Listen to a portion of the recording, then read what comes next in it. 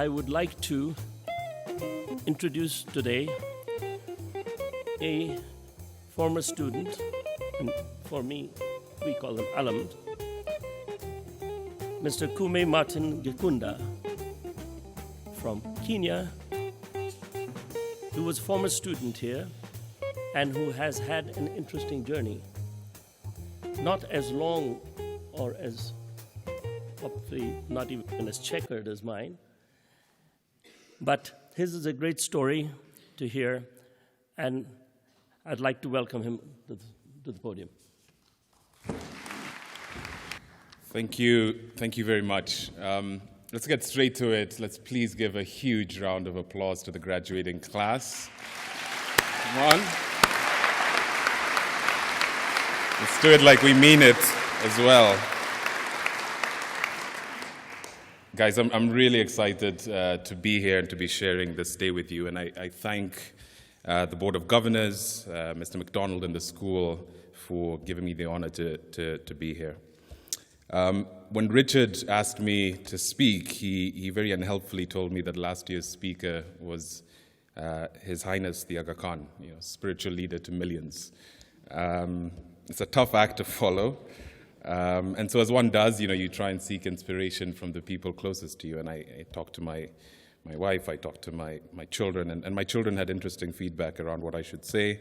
My eldest, who's 5, Daddy, talk to them about the towers that you're building and how much of a great dad you are. I was like, yeah, keep that coming. The youngest said, Daddy, you should show them your monkey dance. And, as I said, it's a tough act to follow. Be that as it may, it's really great to be back. I stood at this podium 16 years ago to give the graduation speech on behalf of my graduating class. And, my parents came for the graduation. I have no idea what I said on the date, but I remember them rushing the stage, both in tears, giving me a massive hug. It was really embarrassing, and, it sort of ruined all the street cred I developed at Delaware. As a side note, my parents didn't come this time, which in itself actually is a lesson. After you turn 35, it's actually really hard to impress anyone, even mom. So, really, guys, enjoy the years when graduating from a school with a teacher-student ratio of 1-to-1 is a big deal. But yes, my graduating from Aiglon was a big deal. It was a big deal for me, and it was a big deal particularly for my parents. Not so much because I had done it, but because it was such an unlikely outcome given where they had come from. My grandparents lived and still live in a village in Meru on the slopes of Mount Kenya. They were mostly uneducated. They worked on coffee farms, back-bending stuff 14 hours a day. They had 18 children, but notwithstanding their relative poverty, they had, the foresight to understand that times were changing and that education was a way out of poverty. Somehow they educated all their children. And so my parents ended up being one of the first generation of university-educated Kenyans and took on the baton. They worked hard. They instilled in us the importance of an education. And they sent me to Starehe Boys Center in Nairobi, Kenya, which, like Aiglon, is an amazing school that shares the same philosophy of developing a rounded human being with the tools to realize your purpose in life. Now, this is where it gets interesting. In 1996, Starehe, the school in Kenya, hosted the Round Square Conference in Nairobi. And this is where my path with Aiglon crossed. One of the speakers on the day bailed on the speech last minute, and I was asked, again, in the very last minute to replace him.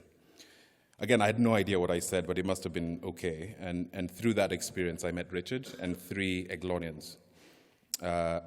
Those 3 were the most eloquent, worldly, and self-assured, students of the 300 plus there, and I really mean that. We were just blown away. And so I tried to find everything I could about this finishing school where students, could hold their own in conversations from everything from basketball to the ballet. And they just walked with such a swagger. And I desperately wanted to go to Aiglon. Now, the time Aiglon was making the decision to establish the John Collett Scholarship Fund, and I ended up being the first of over 30 recipients of this full scholarship. and in no small part due to Richard and those 3 Aiglon students who I met and who lobbied really hard for me to come.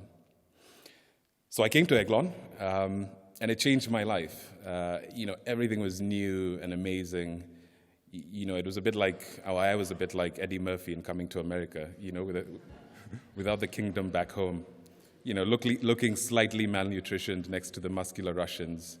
But, I didn't care. I was just having so much fun and I was so alive. I made amazing friends, many of whom are very close to me now, and really capitalized on this amazing world. I loved everything, the meditation, I did debate. Long X showed me Switzerland's natural beauty. Cultural X showed me that ballet was just not for me.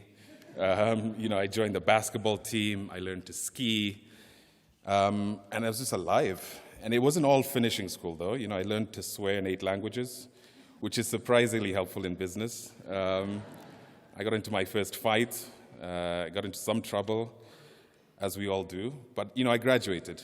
And importantly, Aiglon opened some really major doors for me in my life. Without Aiglon, it's unlikely I would have ended up at Stanford, JP Morgan, Oxford, and now doing the very exciting work that I'm doing back in Kenya.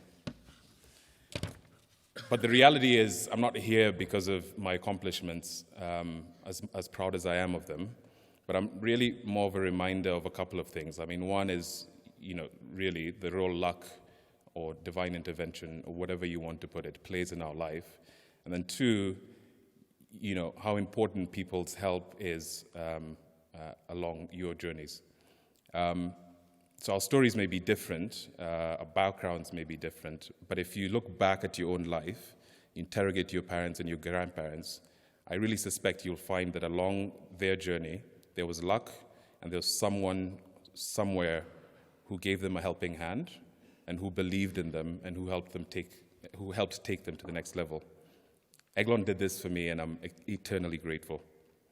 And so, like you, I have a responsibility and an obligation as we go along life to improve other people's journeys. And what I would say is the how, is up to you, but the now is the when is now. And to paraphrase Anne Frank in one of the most beautiful observations in the world, isn't it remarkable that you don't have to wait a single minute to improve other people's journeys? So, like you, graduating class, I'm commencing a new chapter in my life, the second act. And like you, I'll face many choices, many forks in the road. And one lesson I'd like to share with you over the last 18 years as you graduate is, don't confuse the route with the journey. If it's a regret, and I don't have many regrets, but if there's a regret I had over the last 18 years is that I spent too much time stressing about the route, whether my next move was the right one, whether it was consistent with this naive master plan that I'd sort of created for myself. And there's a couple of episodes that sort of have taught me this, and I'm certain you will have your own version over the next 10 years. So if you'd indulge me, I'll just give you the examples. So after Stanford, I got a job investment banking with JP Morgan in New York. And those were the frothy days of investment banking before the crisis. Finally I wasn't broke. Finally I could meet up with my Aiglon friends and order something more than the bread and water. I was working hard, I was working late nights, creating some really esoteric financial instruments, asset-backed securities. And it was the job to have. But after a couple of years, something didn't really sit right, and I couldn't put my finger on what it was. I'd go back, visit my granddad in Kenya, and just be astounded at how he seemed so fulfilled. As a leader in his community, he was helping build churches, schools, and clinics. It's not what I wanted to do, but it was interesting to see how he had found his sweet spot in life and was really just going for it. Spending time with him exacerbated my growing doubts that what I was doing was really of no meaning to me and where I had come from. So I resigned from JP Morgan. I left behind a big bonus, but I was proud of myself. Now, I knew I wanted to refocus my life and my career on Africa, but I didn't know how. So, I pulled the ultimate get-out-of-jail-free card, went to graduate school, applied to graduate school. Now, I desperately wanted to go to Harvard Business School, just like I wanted to go to Aiglon. I felt it was destined, but I didn't get in. I was crushed. My experience to date had been, if you work hard, if you apply yourself on something and you go for it, you'll get it. Well, I did all those things, but I didn't get it. And so for months, I felt like I'd let the team down. And I'd really forgotten the role that luck plays in these things. So I went to Oxford instead. And I know it's absurd that I positioned that as a bad thing, and I was really dumb to do that. And it turns out that Oxford was great. You know, it's there that I met my wife and the mother of my 3 kids. And it was through Oxford that I met people who introduced me to the world of private equity in Africa, work that I'm currently in and find extremely fulfilling. So I spend my professional life now investing in businesses and projects across Africa, backing some incredible entrepreneurs and ideas. It's not charity. We make a healthy profit for the risks that we take.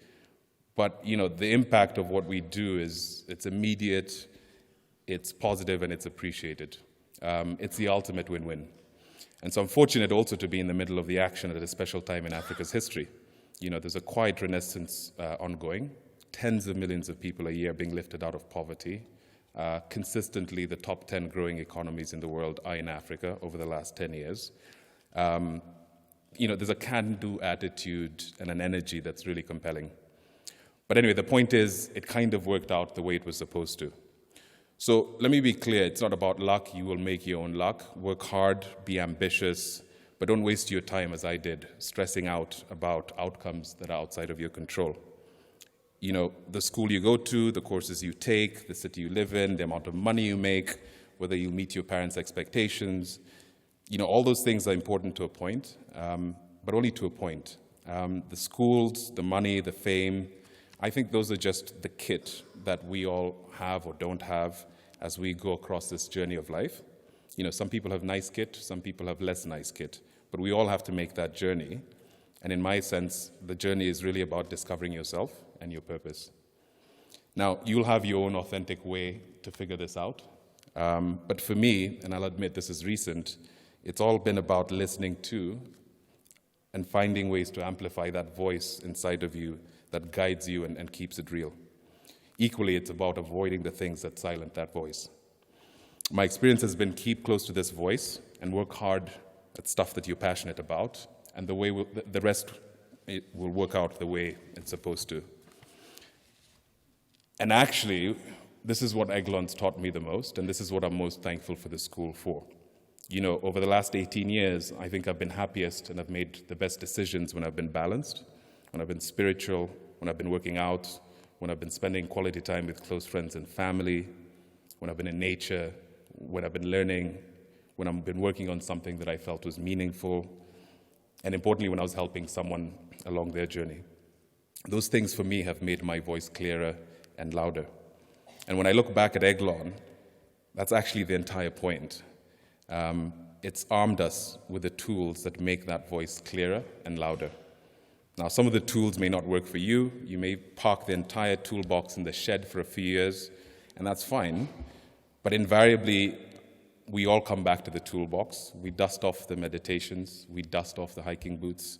We dust off the community service. We dust off the monkey dance. But we come back to the toolbox. And so my hope for you is that you dust the toolbox off often, and you do it soon. And in doing so, I promise you that you will be happier for it, and someone somewhere in the world will be better off for it. So thank you very much, guys, and congratulations again.